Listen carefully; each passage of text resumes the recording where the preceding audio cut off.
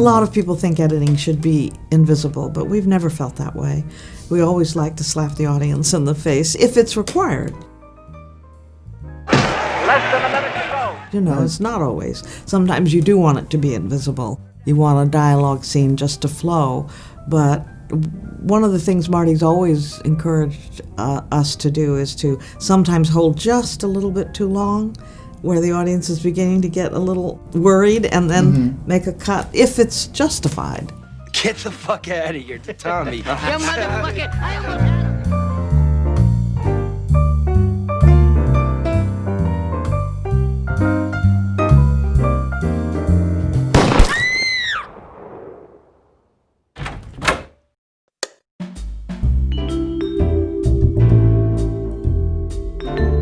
What happened, unfortunately, is that when he first went out to Hollywood to bust in during Woodstock, I couldn't work for him, it turned out, because I wasn't in the union. We hadn't had to be in the union here. We were just running around the streets of New York making movies, having a hell of a time. You had to be there, and they told me I'd have to...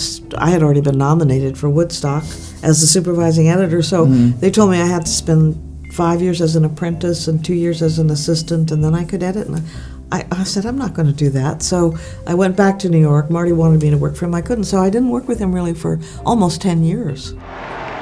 And then I've worked with him ever since. So I get asked by other directors to work with him, but I want to work with Marty. So, well, one of the things that Marty keeps saying, because of the style now of what I call blender cutting, you know, where people go out and shoot with 8 cameras and they go in the editing room and just throw it in the blender and they're just blah, blah, blah, blah, blah.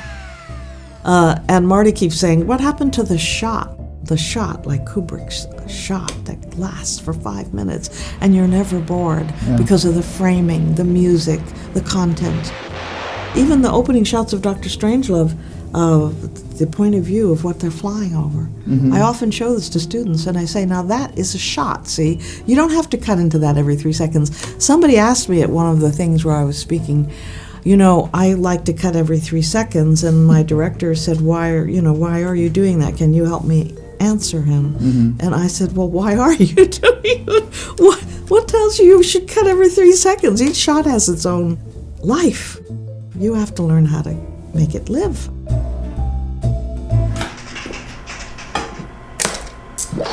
Look, you're tired. That's okay. I'm going to leave the stuff here, okay? Read it at your leisure. Part of an editor's job is to make sure an actor's performance is properly put together so that it works on the screen.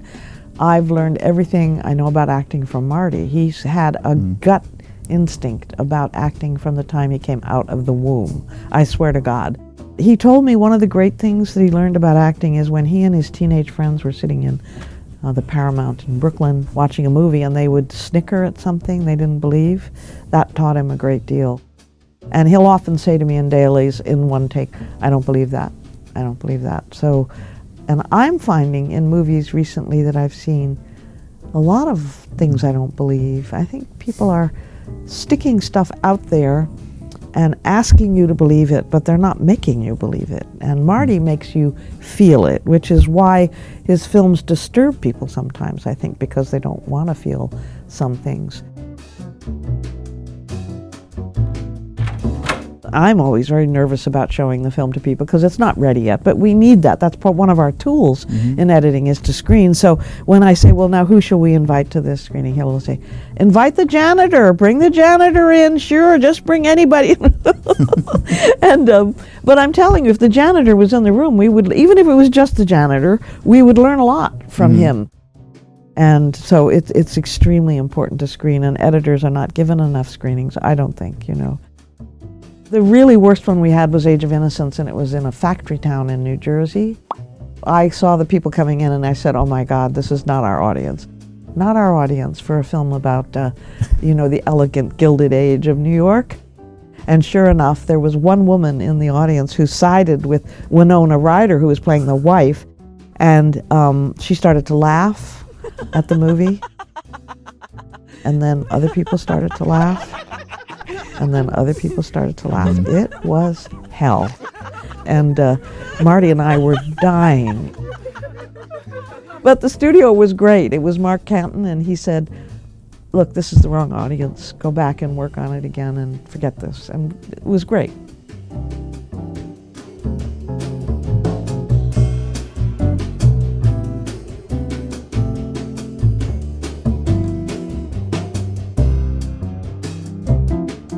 This video is brought to you by Squarespace. So if you're like me, a freelancer working in the creative arts, there's really no better platform out there that can help you create a unique online presence than Squarespace.